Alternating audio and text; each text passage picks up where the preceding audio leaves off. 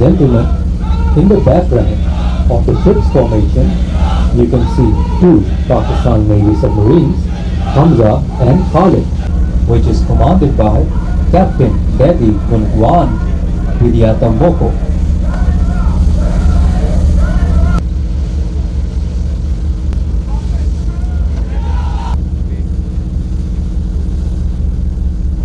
Republic of Iran Navy ship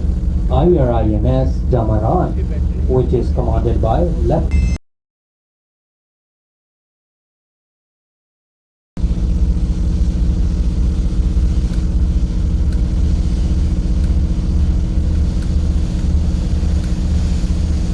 which is commanded by